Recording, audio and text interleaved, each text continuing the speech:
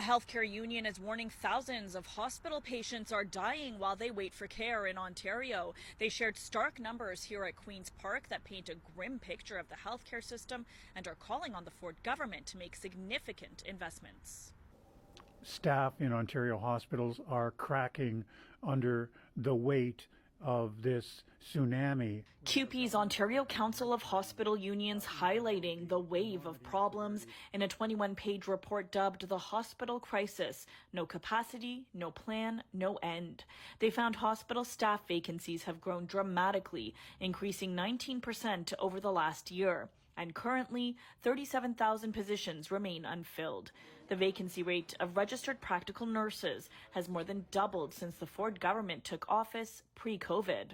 A lot of people give up in despair. They just can't do it anymore. They're emotionally, physically broken by the demands of working in the Ontario hospital system, and that's evidenced by the outflow of staff in Ontario hospitals. A lack of staff leading to fewer surgeries. There's been a 14% drop in the number of monthly surgeries performed since 2019, and surgical wait times are 49% longer than prior to the pandemic, with a record 107,000 patients waiting longer than the maximum clinical guidelines for their surgeries. More than 2,000 people died on waiting lists for surgeries last year, up almost 50% from the year before.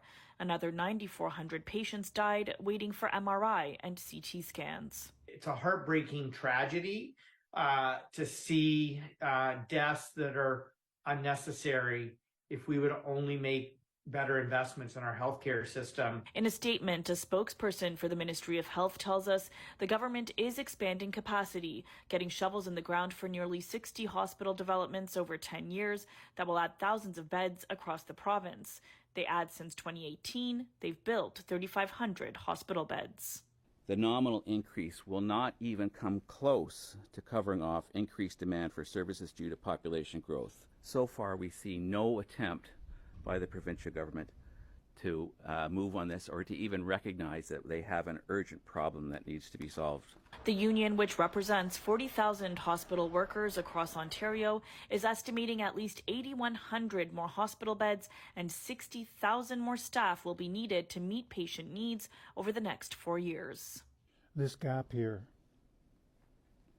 between what the government has planned and what is needed plays out as personal tragedies for Ontario families every day. We have a government that has no plan, even though the enormity and severity of this crisis has been apparent to everyone in Ontario for some time.